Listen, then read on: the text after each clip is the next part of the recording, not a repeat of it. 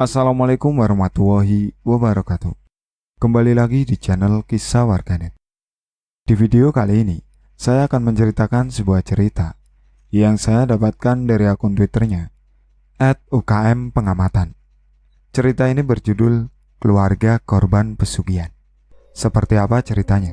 Tak usah lama-lama, kita ke ceritanya. Masih ingat dengan tweet ini? Saat miris ketika dulunya memuja-muja setan untuk harta.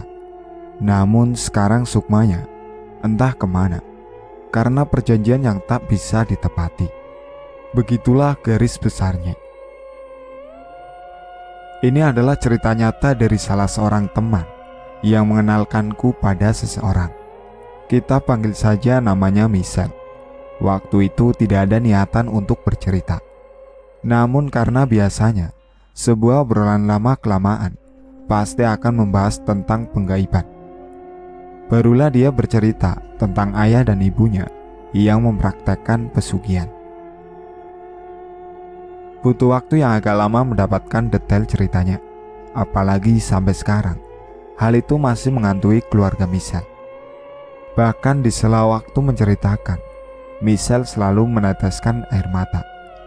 Dia sudah benar-benar hilang akal dan tidak menyangka ini semua bisa terjadi kepada keluarganya.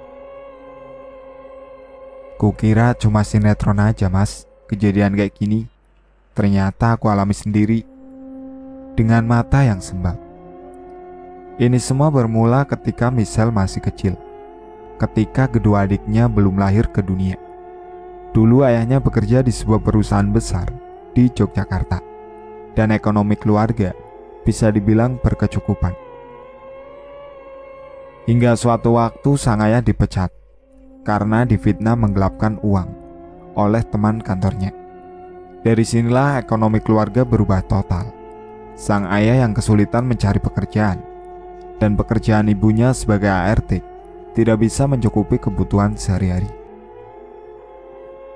Lama-kelamaan, barang-barang berharga satu persatu dijual. Mobil, motor, dan perhiasan dijual hanya untuk kebutuhan sehari-hari, sembari sang ayah yang bekerja serabutan. Michelle yang pada waktu itu baru akan masuk SD berbarengan dengan sang ibu mengandung adik pertamanya. Kebutuhan yang semakin meningkat membuat sang ayah kebingungan mencari nafkah. Akhirnya diputuskan untuk menjual rumah dan mencari yang lebih murah. Namanya rumah pasti tidak secepat itu terjual. Butuh berbulan-bulan, bahkan bertahun-tahun. Sang ayah tak habis akal. Dia menawari rumahnya ke beberapa orang dan juga ke teman ayahnya dahulu. Sang ayah berkelana ke sana kemari untuk menjual rumahnya. Namun di tengah perjalanannya, ketika Michelle masih diselimuti kepolosan, suatu hari sekitar jam 11 malam, rumahnya didatangi oleh segerombolan orang. Kalau jumlah lupa mas, tapi yang ku inget ada 2 mobil. Aku itu kebangun karena rame banget rumahku. Ibu aja bingung, gelas di rumah gak cukup buat ngasih minum. Begitulah penuturan Michelle saat menceritakan segerombolan orang datang ke rumahnya. Menurut penuturan Michelle, orang-orang itu agak aneh karena memakai baju yang sama semua, dan pakaian yang dipakai dari atas sampai bawah berwarna hitam. Dan salah satu dari mereka membawa sebuah plastik hitam besar. Michelle sempat bertanya kepada ibunya, mereka itu siapa? Karena Michelle belum pernah melihat orang-orang itu sama sekali. Usut punya usut, ternyata ibunya juga tidak tahu dengan orang-orang yang datang pada waktu itu. Michelle tidak tahu yang diobrolkan sang ayah dengan segerombolan orang itu, karena mereka berkerumun di dekat mobil yang agak jauh dari teras rumahnya. Tak lama kemudian, sang ayah ikut dengan segerombolan dan pergi entah kemana. Sang ibu sempat bertanya, namun sang ayah hanya diam. Bukan 1-2 hari, sang ayah tak kunjung pulang hingga 7 hari lamanya. Sang ibu yang sedang mengandung kebingungan dan tidak tahu mencari kemana. Apalagi dia tidak mengenal orang-orang yang datang malam itu. Di tengah kebingungan karena sang ayah tak kunjung pulang, tiba-tiba di suatu pagi ketika Michelle berangkat ke sekolah, dikagetkan sang ayah yang sudah ada di teras rumah. Tetapi Michelle melihat ada sesuatu yang berbeda dari ayahnya. Sang ayah yang biasanya terlihat murung, kali ini terlihat bahagia. Beda banget pokoknya. Pas itu ayahku kayak bahagia banget, malah nganter aku ke sekolah. Padahal biasanya gak pernah sama sekali. Michelle yang bertanya-tanya di dalam hati sempat kebingungan, walaupun dia senang melihat ayahnya sekarang sudah tidak bersedih lagi. Di balik ayahnya yang bahagia itu, ternyata sang ayah bercerita kepada ibunya bahwa sudah bekerja lagi, dan pekerjaan ia dapatkan dari salah seorang teman barunya. Teman baru yang dimaksud adalah segerombolan orang yang datang malam itu. Ibunya bertanya kepada sang ayah, "Yang kemarin itu siapa, Pak? Kok aku baru lihat ya?" "Itu temanku, Bu. Aku ketemu pas nawarin rumah yang mau kita jual, tapi gak jadi ku jual. Aku udah dapat kerja, gajinya juga lumayan." Sejak ayahnya bekerja lagi, ekonomi keluarga Michelle berubah drastis. Yang dulunya ingin menjual rumah, malah ayahnya membeli rumah baru dan bisa dibilang lebih besar dari rumah sebelumnya. Apapun dibeli oleh ayahnya untuk kebahagiaan keluarga. Hingga adik pertamanya lahir, ekonomi keluarga semakin naik, dan tak jarang ayahnya bergonta-ganti mobil. Michelle yang ikut kecipratan bahagia karena apapun yang ia inginkan selalu diberi oleh ayahnya. Bahkan dari teman Michelle yang lain, Michelle bisa dibilang paling loyal dan dianggap orang kaya. Waktu terus berjalan, Michelle dan adiknya yang bertambah dewasa semakin jaya dan bahagia dengan kehidupan mereka. Hingga suatu hari sempat ada pertengkaran hebat antara ibu dan ayahnya. Pertengkaran ini terjadi karena ibunya mempermasalahkan sang ayah yang selalu pergi sampai pagi hari dengan segerombolan teman yang selalu menggunakan pakaian hitam. Menurut penuturan Michelle, memang di hari-hari tertentu sang ayah selalu pergi, entah kemana, dan pulang ketika subuh tiba. Ketika ditanya, sang ayah selalu menjawab, "Lembur." Sang ibu yang awalnya percaya, lama-kelamaan curiga dengan kebiasaan sang ayah. "Ya masa lembur cuma tiap hari-hari itu, Mas? Dan lemburnya itu pasti dia berangkat jam 9 malam sampai subuh." Begitulah penuturan Michelle ketika mengobrol denganku. Pertengkaran yang terjadi tidak membuat lembur ayahnya berubah. Pertengkaran itu terus berulang-ulang hingga ibunya lebih baik mengalah dan membiarkan kebiasaan ayahnya yang cukup aneh itu. Bertahun-tahun lamanya, Michelle selalu melihat ayahnya dengan kebiasaan yang tidak pernah ditinggalkan.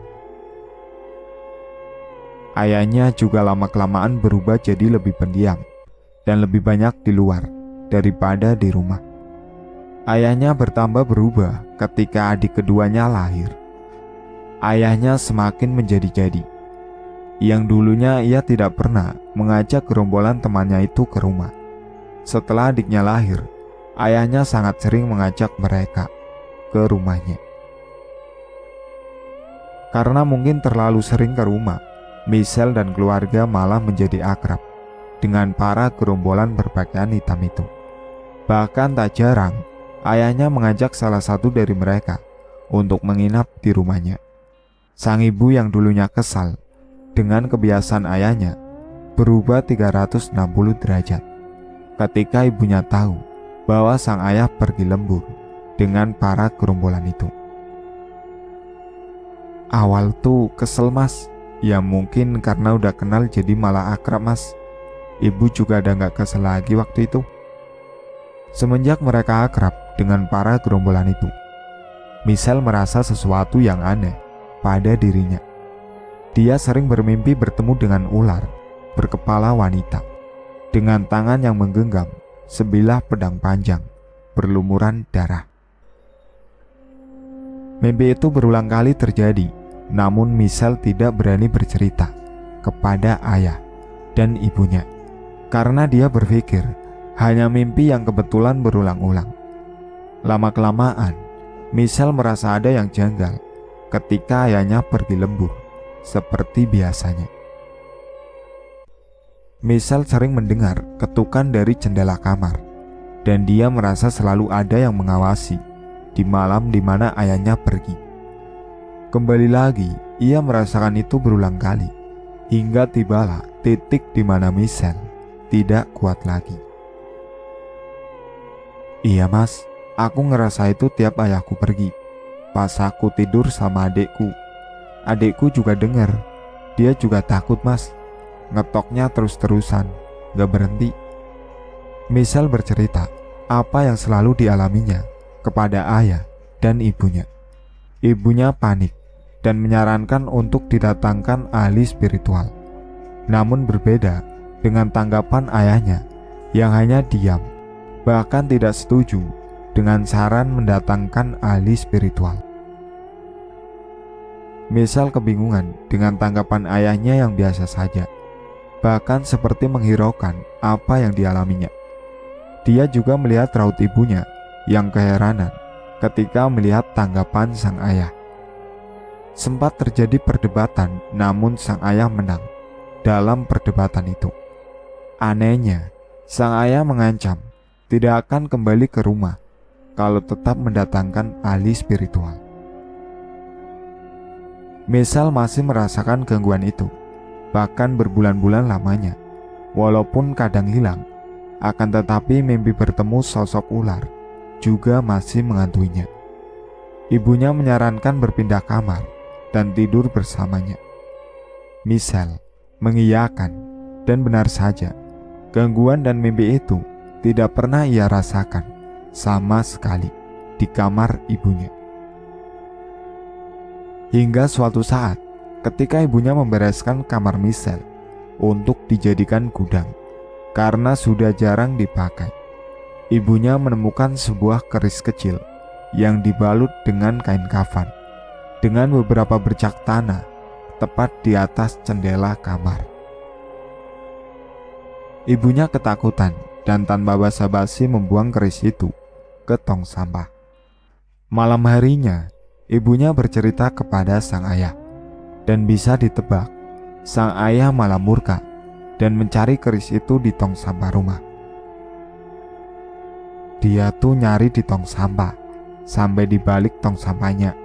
Udah kayak kehilangan uang ratusan juta lah. Dia nemu kerisnya lagi, tapi malah dia simpen di lemarinya. Michelle tak habis pikir dengan ayahnya yang semakin aneh. Ia pun menebak-nebak apakah keris itu ada hubungannya dengan mimpi dan gangguan yang sering ia alami. Ibunya juga berpikiran sama dengan Michelle pada waktu itu.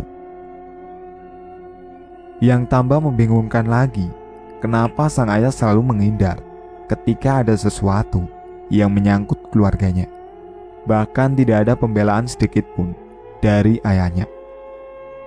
Waktu terus berjalan dengan sifat ayahnya yang semakin aneh. Gangguan yang terjadi juga semakin kuat.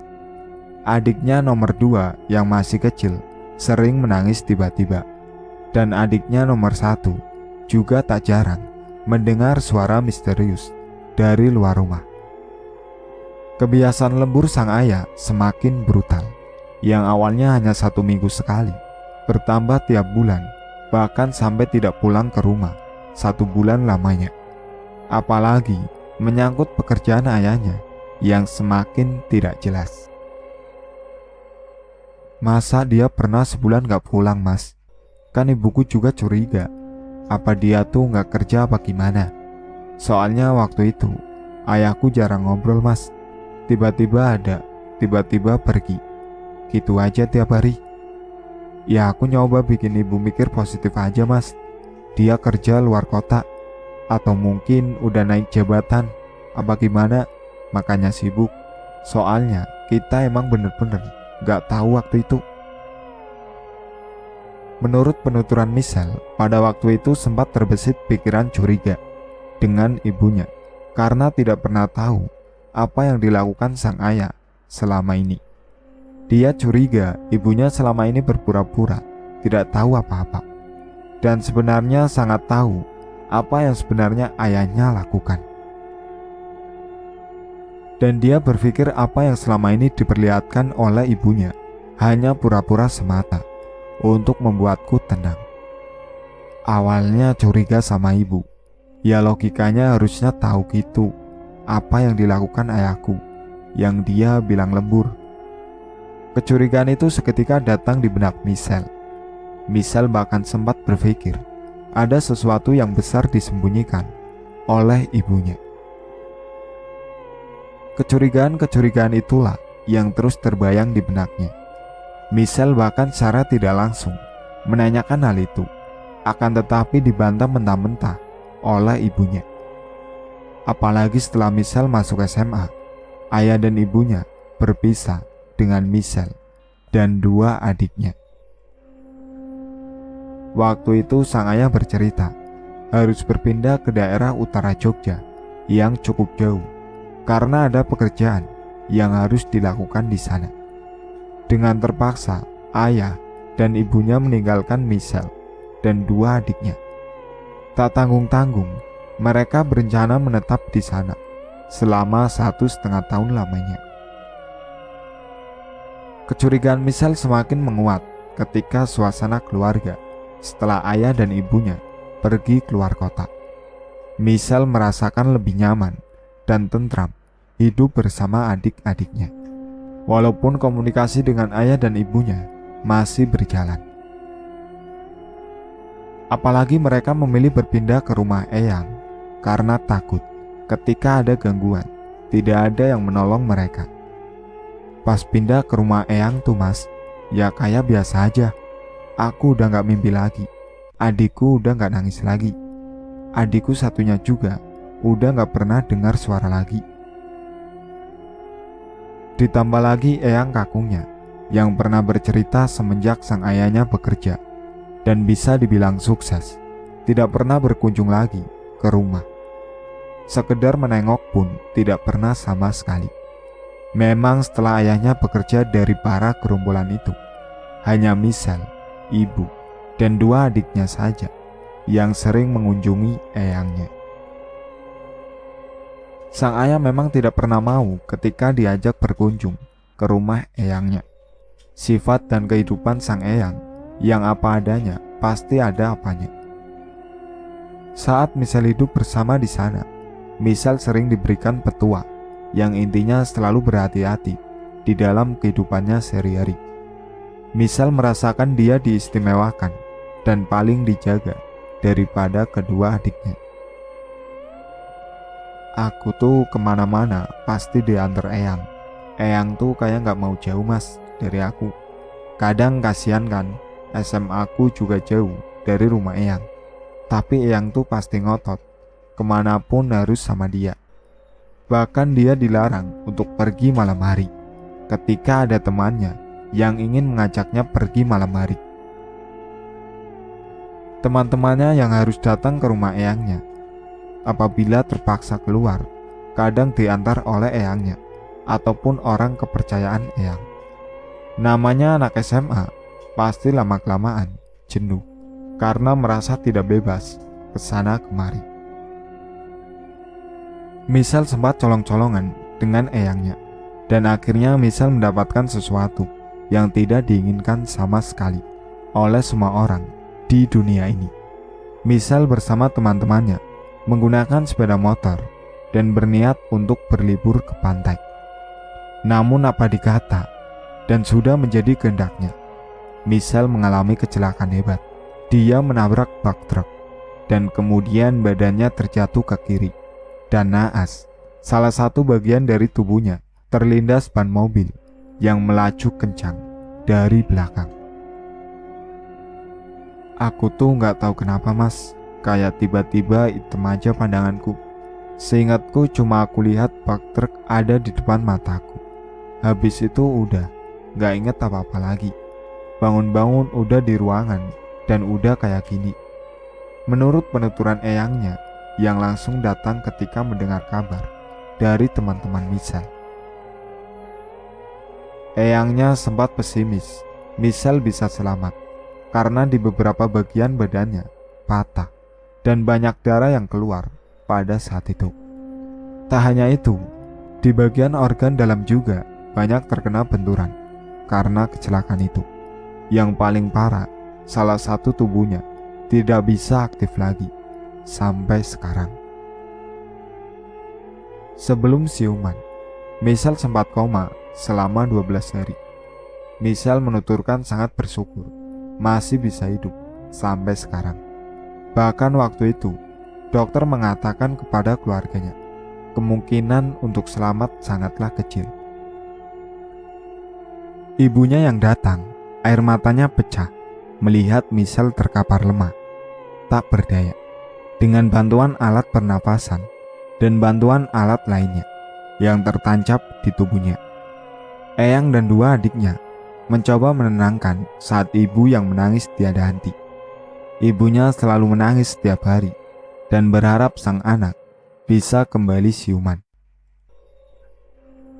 Setiap hari sang ibu selalu berada di samping Michelle, bahkan tidak mau beranjak dari tempatnya karena tak ingin kehilangan sosok Michelle. Sang eyanglah yang selalu menyemangati sang ibu agar percaya Michelle bisa melewati semua ini dan harus pasrah pada kehendak Tuhan. Walaupun dalam benak sang eyang menanyakan kemanakah sang ayah karena tidak menunjukkan batang hidungnya ketika semua sedang bersedih dan berdoa untuk keselamatan Michelle. Penantian itu pun datang ketika Michelle siuman.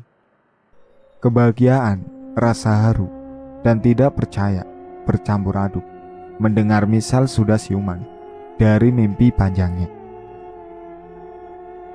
Akan tetapi, Michelle sempat tidak percaya karena salah satu bagian tubuhnya tidak bisa ia lihat kembali. Dia belum ikhlas dengan apa yang terjadi dengannya. Namun keluarga yang ada di dekatnya selalu menguatkan dirinya dan selalu mengingatkan agar bersyukur dengan apa yang sudah diberikan. Apalagi masih diberi kesempatan untuk melihat keindahan dunia ini. Berjalannya waktu, Michelle berangsur pulih walaupun harus melakukan beberapa terapi untuk menghilangkan trauma dan rasa sakit yang ada di tubuhnya dari bekas operasi yang dilakukan. Ibunya yang selalu menemani Michelle berbanding terbalik dengan sang ayah yang belum pernah ia lihat semenjak ia siuman.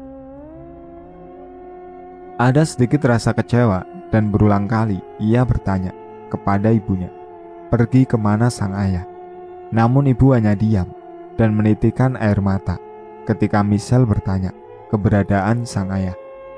Udah, yang penting kamu sembuh dulu. Begitulah ucapan yang selalu ia dengar dari ibunya ketika bertanya keberadaan sang ayah. Ketika Michelle benar-benar sembuh dan sudah bisa beraktivitas seperti biasanya, terhitung sudah 1,5 tahun lamanya semenjak dia siuman, tidak melihat sang ayah. Ibunya yang sudah meninggalkan sang ayah juga tidak mengetahui keberadaan ayahnya. Michelle merasa sudah tidak dianggap sebagai anak oleh ayahnya, dan begitu sebaliknya. Bahkan rasa benci selalu ada di dalam benaknya ketika nama ayahnya terdengar di telinga manisnya. Tetapi sebagai seorang anak dan di dalam hati kecilnya masih ingin bertemu dengan ayahnya. Walaupun aku tuh benci, tapi ya kok sebegitunya. Ya masa dari aku sakit sampai aku belajar jalan, gak pernah sekalipun lihat. Telepon pun enggak sama sekali. Begitu kalimat yang keluar dengan matanya yang menahan air mata. Beriringan dengan Michelle yang masih berharap ayahnya untuk datang, Michelle merasakan ada sesuatu yang berbeda darinya setelah kecelakaan itu. Michelle merasa indera keenamnya seperti terbuka dengan sendiri secara perlahan. Dari awal yang hanya merasakan bayangan, lama-kelamaan bayangan itu menjadi bentuk dan berbagai macam bentuk yang menakutkan. Awalnya takut mas, bingung juga bisa lihat tiba-tiba aja. Dan itu kayak tiap hari itu, nambah-nambah terus. Dulu mah cuma ngerasa ada bayangan, tapi lama-lama jadi kayak upgrade mas. Kadang kaget, tapi udah terbiasa sih sekarang. Michelle yang awalnya sempat takut dengan kemampuannya, mencoba untuk mengontrolnya sendiri. Dia ingin bercerita dengan ibunya, namun takut akan membuat ibunya panik. Hingga suatu hari, sang eyang menemuinya, dan betapa kagetnya Michelle mendengar perkataan dari eyangnya. Untung kamu masih hidup, Le. Maaf ya, Mbak gak bisa bantu kamu. Mbak juga gak kuat buat ngelawan ayahmu. Dengan nada bergetar sambil memegang tangan Michelle dengan eratnya. Michelle benar-benar tidak tahu maksud dari perkataan eyangnya itu. Michelle bingung melihat sang eyang yang kemudian menangis dan meminta maaf atas segala sesuatu yang terjadi, bahkan menunduk di hadapannya. Dia yang tak tega membangkitkan sang eyang dan mencoba menenangkan untuk menjelaskan maksud dari perkataan tadi.